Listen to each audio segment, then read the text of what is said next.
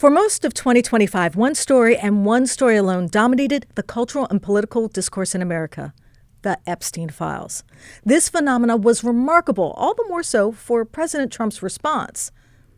This was the first time in Trump's decade-long political career that we saw a significant rift in his fiercely loyal MAGA movement. By late July, 47% of Trump supporters disapproved of how he was handling the issue. Now, given Trump's controversial association with the dead man, his obfuscation seemed like it could be the only thing to finally chip away at his political capital. Since then, a lot has happened in the American news, from a major ICE crackdown in blue states to the illegal bombing of ships in the Caribbean to an attempted ceasefire in Gaza. And yet, Epstein's case still looms large enough, some believe, to have played a significant role in the October government shutdown. Now, ostensibly, the shutdown was triggered by congressional Republican and Democrats' inability to meet a consensus about funding the government. But some believe Republicans are using it to stall developments on the Epstein issue. Indeed, House Speaker Mike Johnson is refusing to swear in newly elected Arizona Representative Adelita Grijalva, though there is recent precedent for doing so. Crucially, Grijalva has said she would provide the 218th signature needed to force a House vote on whether or not to release the entirety of the government's files on Jeffrey Epstein.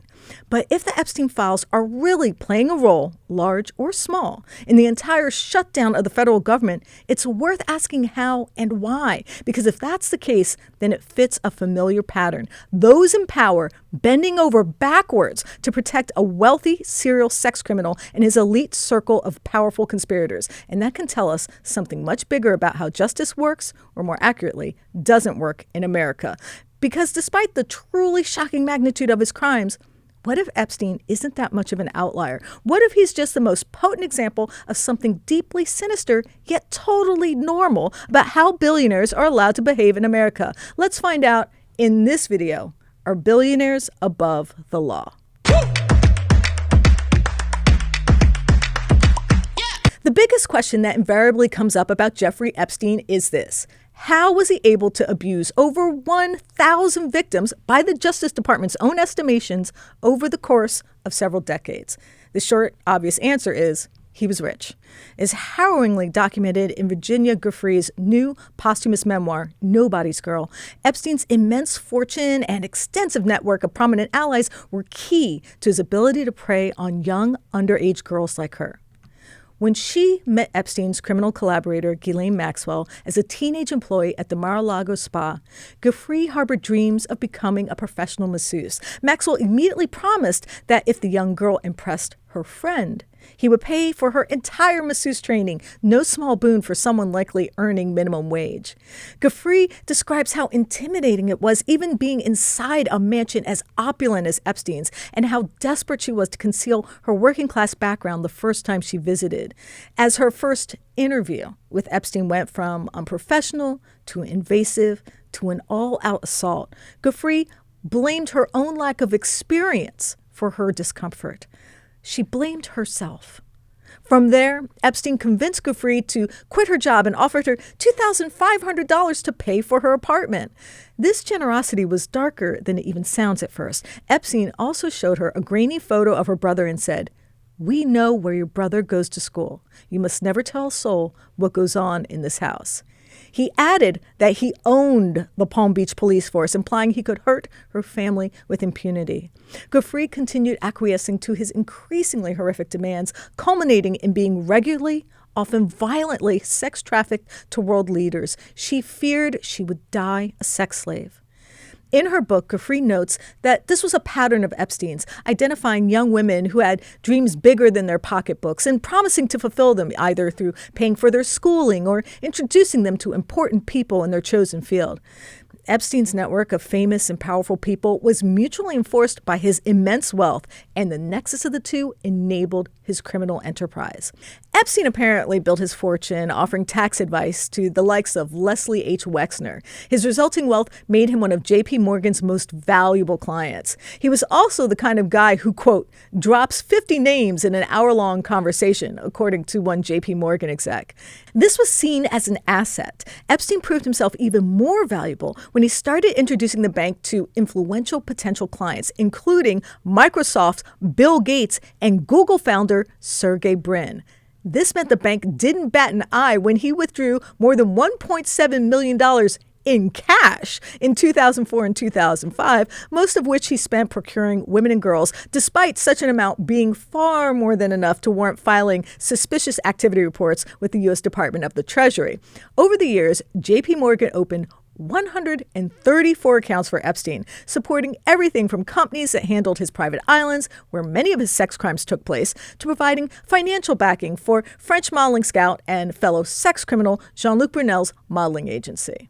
Epstein regularly used his wealth to ingratiate himself to his ever-growing network. One spreadsheet from his accountant sent in a 2007 email details $1.8 million in gifts and payments between 2003 and 2006 alone, including a $35,000 watch to a senior aide to former President Clinton and a $71,000 Lexus to his lawyer, Alan Dershowitz. His planes flew everyone from Prince Andrew to Bill Clinton to model Naomi Campbell. Less discussed than his affiliations with world leaders, though, is how Epstein painted himself as a philanthropist. Though he did not attend the school, he established the image of himself as a Harvard man and donated $9.1 million to the university between 1998 and 2008, according to its own reports. Guthrie describes Epstein's determination to mingle with high-minded men of science, including hosting a 2006 conference at his private compound that was attended by astrophysicist Stephen Hawking and along with 20 other physicists. At the event, Epstein was reportedly always seen with 3 to 4 young women in tow. Though much is made of Epstein's political connections, Guthrie underscores how his reputation amongst intellectual luminaries was just as crucial to his ability to operate with impunity and some respectability. She writes, quote, "Don't be fooled by those in Epstein's circle who say they didn't know what he was doing. Epstein not only didn't hide what was happening, he took a certain glee in making people watch. Because he could. And people did watch. Scientists, fundraisers from the Ivy League and other heralded institutions, titans of industry. They watched and they didn't care." But not even Epstein could keep this act up without some chips beginning to fall.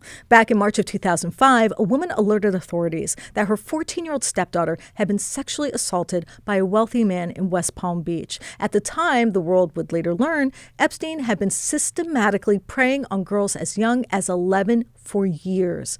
The peculiar fallout of these accusations was recounted in a Pulitzer Prize-winning Miami Herald report by Julie K. Brown, published in 2019. The first thing Epstein apparently did, offer the girl a cash payment if she would only shut up.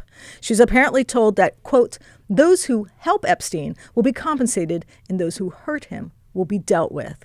This was just the beginning of his intimidation campaign that included hiring a team of private investigators to follow his accusers, their current and former boyfriends, and even their parents, including running one father off the road. Another father said one investigator was photographing his family and chasing visitors who came to the house. The investigators often called the girls immediately before or after they were questioned by authorities about their accusations. Guthrie recalls being so frightened that when she received a call from the FBI, she assumed it was a ruse from the Epstein camp and hung up. Later, she recalled, "I was still scared to death. I just didn't want my family harmed." She recalls outside her family home, a mysterious car, quote, "approached slowly, then stopped, and stayed put in the front seat idling, with the high beams trained on our see-through front door." If intimidation wasn't enough to shut the whole thing down, Epstein had other routes. By the end of 2005, Epstein had also assembled a veritable football team's worth of the country's most powerful lawyers, including Alan Dershowitz, Roy Black, and Kenneth Starr. Spencer Kuvin, an attorney for 3 accusers, recalls, he had this team of maybe 6 to 8 lawyers, all pressuring not only the state's attorney, but the feds to drop all of this, saying that they were going to make these girls' lives miserable. Meanwhile, his lawyers conducted an aggressive investigation into his victims, whom they painted as gold diggers, using their MySpace pages to argue that the girls were liars or partiers whose testimony couldn't be trusted due to drug use. Being able to spend lots of money does more than buy you a team of strong-arming lawyers. In her new posthumous memoir, Epstein survivor Victoria Giuffre recalls receiving a call from Epstein associate Ghislaine Maxwell in 2007, who said Giuffre would be, quote, taken care of if she didn't cooperate with investigators, and even explicitly offered to pay for Giuffre's own legal representation. Now, this is a common tactic that the uber-wealthy employ. By paying legal fees for potentially problematic witnesses, someone like Epstein can all but ensure that they won't flip. And this is perfectly legal in the U.S., despite the obvious conflict of interest it creates. Epstein had also used his vast wealth to recruit prominent attorney Jack Goldberger, whose law partner just happened to be married to Delilah Weiss, then the toughest child sex crime prosecutor in Florida. Weiss was forced to recuse herself due to this super convenient conflict of interest. In another stroke of definitely random luck, yet another lawyer on Epstein's team, Jay Lefkowitz, was a friend and former colleague of Alexander Acosta, Florida's attorney general, basically their chief legal officer. In October of 2007, the two old pals met for breakfast at a West Palm Beach Marriott 70 miles away from Acosta's office. There they hashed out the broad strokes of what the Miami Herald calls Epstein's deal of a lifetime. This was a non-prosecution agreement that effectively halted the FBI's sprawling investigation into dozens of Epstein's victims. We'd later learn that the agreement was essentially written by the defense team. In it, Epstein pled guilty to 2 counts of soliciting prostitution from a minor. Said minor was 14 years old. You didn't actually hear that wrong. The state actually labeled a 14-year-old child a prostitute. At the time, local police had heard the same sickening story about Epstein's abuse from about 50-some young women. The Herald would eventually find 80 women abused by him from 2001 to 2006 alone. This wasn't the only shocking concession Acosta made. He also promised to keep the deal a secret from the dozens of victims who had already come forward. This denied them the chance to contest the agreement in court. They only learned that their abuser had been all but absolved after the judge had approved the deal. This is in blatant violation of the Victim Rights Act. One victim's attorney actually had shown up at court the day the sweetheart deal was certified, prepared to serve the billionaire with papers for a civil suit. He was flabbergasted to learn in real time that his client's criminal case was essentially being thrown out that very same day. Many of his other victims learned about the Epstein's deal from media reports, but they had been so misled that they assumed it was separate from the ongoing FBI investigation they had been aiding, and had been aiding at great personal cost. That, despite the fact that the agreement that Epstein signed effectively put an end to all federal efforts to investigate his crimes. Most cruelly, labeling Epstein's crime as prostitution-related effectively implied that the other victims who had come forward were also sex workers rather than simply vulnerable children. Despite all of this, Epstein's disgraceful deal was swiftly put into action. Epstein registered as a sex offender, paid restitution to 36 victims, and served 13 months in the nicest private wing of the county jail, usually reserved for government informants, rather than a state prison like any other child sex offender. And this is particularly wild because Florida has some of the country's toughest sex crime punishments. Consider a case from earlier this year. An Ohio man whose sole crime was soliciting sexual images from a 14-year-old South Florida girl was sentenced to 30 years in federal prison. On top of all this, while Epstein was serving his blink and you'll miss it jail time, he was granted generous work release privileges and thus spent 6 days a week working in a nearby fancy office building. That's even though sex offenders explicitly do not qualify for work release under local law. Epstein paid officers from the sheriff's department undisclosed amounts to act as his personal security guards, and he was allowed to receive male and female guests without screening. This arrangement seems to have further enabled Epstein's cycle of abuse, with 2 additional victims claiming they were coerced into performing sex acts in his office during his work release, all while his security staff waited outside.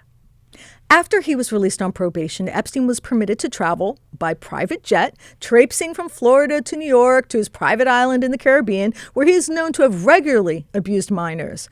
Giuffre says he once joked that girls who didn't speak English were the easiest to get along with. Importantly, as part of the deal, Epstein and 4 of his accomplices also received immunity from all federal criminal charges, and so did any potential co-conspirators, a very unusual stipulation, which has understandably done plenty to stoke conspiracies. Most evidence in the case was promptly sealed and redacted. So, how on earth did a man credibly accused of assaulting dozens of children get a slap on the wrist?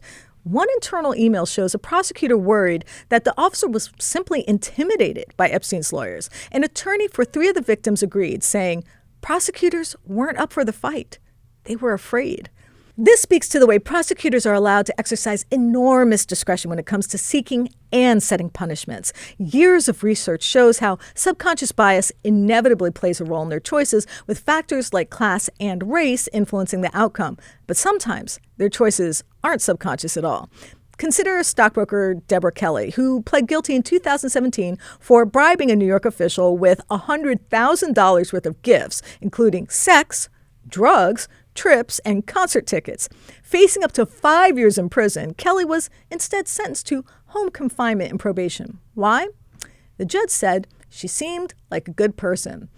As legal scholar Jennifer Taub notes, such empathy rarely extends to the burglar or small-time drug dealer. The lack of similar concern for poor offenders is astonishing. In Epstein's case, the leniency provided was less about empathy than pure cowardice in the face of his legal muscle. But the facts remain. If Epstein wasn't wealthy and white, he would have been treated very differently. Of course, just when you think you understand Epstein's case, there's always a unique coda. The Herald speculates that Epstein's plea may have been related to, you guessed it, his enormous wealth and network, specifically his role as one of Bear Stearns' largest investors. He ended up being a crucial witness in the case against the investment bank Bear Stearns for its role in the 2008 financial crisis. The timing on this adds up, as Epstein had signed the plea deal just as America was plummeting into a recession. If true, the prosecutors inked the ultimate deal with the devil. All of this makes Epstein really just the most striking example of a truism. Being rich can offer near total immunity from the justice system. This reality is ingrained in every phase of the justice system. Poor people are more likely to be arrested than wealthy people for the same crime. They're also more likely to be charged for those crimes, more likely to be convicted, more likely to get prison time, and more likely to get longer prison terms than their wealthier counterparts. We even see it in the treatment of others in Epstein's orbit. For example, Epstein served less time for his crimes than his former butler, Alfredo Rodriguez, served for obstruction of justice charges in the case against Epstein. Rodriguez's crime? Not giving prosecutors his former boss's little black book, which supposedly listed his crimes and his associates. He later attempted to sell it to a lawyer for one of Epstein's victims for $50,000. Shady behavior, of course.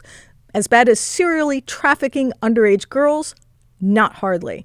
Yet Rodriguez received an 18-month sentence, just like his boss. Unlike his boss, he actually served the full sentence. Or here's another comparison. One of Epstein's underage victims, who fell into addiction as a means of coping after years of abuse, served twice as long in prison as Epstein for drug crimes. And around the same time as Epstein's case in Tennessee, Centoya Brown, a child survivor of sex trafficking, was condemned to life in prison for killing the man she was being trafficked to. And of course, as I mentioned earlier, a man was sentenced to 30 years for soliciting images from a 14-year-old. On the face of it, Epstein's cushy treatment looks revolting, but when you compare it to the way our carceral system treated these other people, none of whom can hold a candle to Epstein's criminality, it really puts into perspective that the rich and powerful live in a different justice system than the rest of us. And so, Epstein was allowed to continue to commit his crimes in broad daylight for many more years. While testifying in front of the House Oversight Committee, Acosta remarkably stood by his actions in the Jeffrey Epstein case. He said that, quote, "A billionaire going to jail sends a strong signal to the community that this is not right, that this cannot happen. His registering as a sex offender puts the world on notice." Well, despite the world supposedly being put on notice, Epstein would go on not only to rebuild, but expand his power and influence. Because his network and friends, they weren't going anywhere. He had spent years cultivating a network of wealthy and influential friends. One spreadsheet from 2008 itemized 2,000 gifts, luxury items, and cash payments nearly totaling $2 million. Powerful British politician Peter Mandelson, who later became the UK ambassador to the US, even urged his pal Epstein to push for an early release and wrote, quote, "I think the world of you, and I feel hopeless and furious about what happened." Months after Epstein's release, Mandelson helped him cinch a $1 billion banking deal with JP Morgan. Soon, Epstein was hobnobbing around New York and comparing his criminal behavior to, quote, stealing a bagel. Because another important aspect of being a wealthy criminal, you can control the narrative. While his lawyers worked hard to clamp down on media coverage of Epstein's arrest at the time it happened, it was after emerging from prison that the PR campaign to rehabilitate his image began in earnest. He launched websites like JeffreyEpsteinScience.com and JeffreyEpsteinEducation.com and posted photos of himself with Stephen Hawking. He and his staff paid a number of journalists to call him things like one of the largest backers of cutting-edge science, while upping his donations to Harvard, which put up a page on their website honoring his philanthropy, and sponsored other prestigious science conferences. Famed event planner Peggy Siegel threw him a party attended by everyone from Katie Couric to George Stephanopoulos. He attended huge movie premieres. His contacts continued to span the ranks of the wealthy and influential folks. He scheduled a dinner in 2013 with former Prime Minister of Israel Ehud Barak and Larry Summers, former Treasury Secretary and Harvard University president.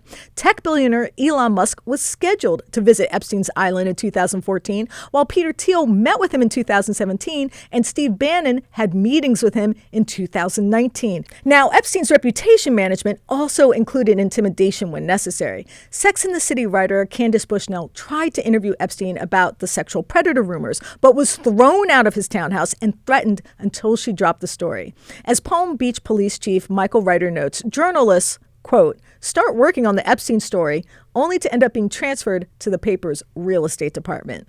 Virginia Giuffre gave an interview to ABC, but shortly before its air date, Dershowitz called the network and urged them not to air it. The journalist behind the interview was caught on hot mic speculating that the royal family had also put pressure on ABC not to air the special, which would implicate Prince Andrew in sex crimes, so as not to generate negative publicity before William and Kate's royal wedding. At any rate, the story was killed. As Epstein's crimes continued, he kept his legal enemies close. The Miami U.S. Attorney's Office Chief Criminal Prosecutor Matthew Menchel, the man who signed that sweetheart deal, apparently went with Epstein on a ski trip at some point in the 2000s, had meetings and dinners with him in 2011, 2013, and 2017. And after the bombshell Miami Herald story broke about his crimes, Epstein apparently wired $350,000 to two co-conspirators in exchange for their silence. We all know what eventually happened to Jeffrey Epstein, though the more conspiratorial will continue to debate how he died. It's fitting that our corrosive system of justice, which sees wealthy criminals as careless millionaires and poor criminals as subhuman, never actually forced him to publicly reckon with the enormous extent of his crimes. Though getting true justice for Epstein's victims is now impossible, some of the folks who enabled him along the way are facing consequences. More than 40 women sued Deutsche Bank and JP Morgan for facilitating their abuse, settling for $75 million and $290 million respectively. JP Morgan settled an additional lawsuit accusing a former executive of personal involvement with Epstein's sex trafficking operation. Now, the Bank of New York Mellon is being sued for processing a total of $378 million in payments to the women Epstein trafficked. Bank of America is also being sued for its alleged complacency in helping Epstein financially manage his criminal network. Jeffrey Epstein is a flashpoint in this cultural moment because his crimes are so galling, but digging into the real weeds of how he got away with so much criminality for such a prolonged period of time really clarifies a lot about the U.S. justice system. After Epstein's absurdly short sentence, Peggy Siegel told the New York Times that, quote, he said he served his time, and he assured me that he changed his ways. And now there's the director of the FBI, Kash Patel. Why don't we hear him in his own words? Who, if anyone, did Epstein traffic these young women to besides himself? Himself. There is no credible information. None. If there were, I would bring the case yesterday that he trafficked to other individuals. And the information we have, again, is limited. So the answer is no one? For the information that we have. In the files? In the case file. Okay. No other names. That's what FBI Director Kash Patel told Congress. But if that's true, then why do so many people tied to Jeffrey Epstein keep turning up dead? Epstein's modeling recruiter and alleged sex criminal Jean-Luc Brunel was found hanged in a Paris jail cell while awaiting trial. Movie producer Steve Bing fell from his 27th floor LA apartment just weeks after talking with investigators. Clinton advisor Mark Middleton was found hanged and shot in Arkansas. And that was officially ruled a suicide. And Deutsche Bank executive Thomas Bowers, who oversaw Epstein's accounts, was also found hanged in his home. And it didn't stop there. Two other outspoken accusers, Carolyn Andriano and another alleged suicide, and Lee Skye Patrick, an alleged accidental overdose. They also died under questionable circumstances. Even Epstein's last cellmate, Efrain Stone Reyes, conveniently died of COVID just weeks after meeting with federal investigators. And now, of course, the death of Virginia Giuffre, his most outspoken accuser, speaking out even now through her book. Her death was also determined to be a suicide. And this is just a few of the nearly 22 suspicious deaths listed by reporters of the Inquirer. But if the public record looks like this, and the FBI insists there's nothing to see, ask yourself, what are they really protecting and why? And considering that Mark Epstein, his brother, believes he was murdered, maybe the question should be, who else are they protecting? On the face of it, Epstein's cushy treatment looks revolting, but maybe exceptional. But when you compare it to the way our carceral system treated those other people, none of whom can hold a candle to Epstein's criminality, it really puts into perspective that the rich and powerful live in a different system of justice than the rest of us. There's just one last way that wealthy people are treated differently by the justice system. People without Jeffrey Epstein's absurdly fat bank account are likely to face homelessness, difficulties with employment, mental health issues, and more struggles after being in prison. And I'm not usually one to scream for more incarceration, but this sweetheart deal of the century actually makes me feel ill because it effectively facilitated Epstein's future abuse of so many more children. And his co-conspirators and wealthy fellow predators continue to evade justice. If you want to commit hideous crimes in America, it seems your best bet is to be hideously wealthy and hideously well-connected. We have more billionaires like Epstein in this new gilded age. Are they going to help the rest of us have-nots, maybe take the reins of government, make it more efficient, beneficial for all Americans, as they assert? Or will they pillage and rape like robber barons and the oligarchs of old? If Epstein is any indication, it's the latter.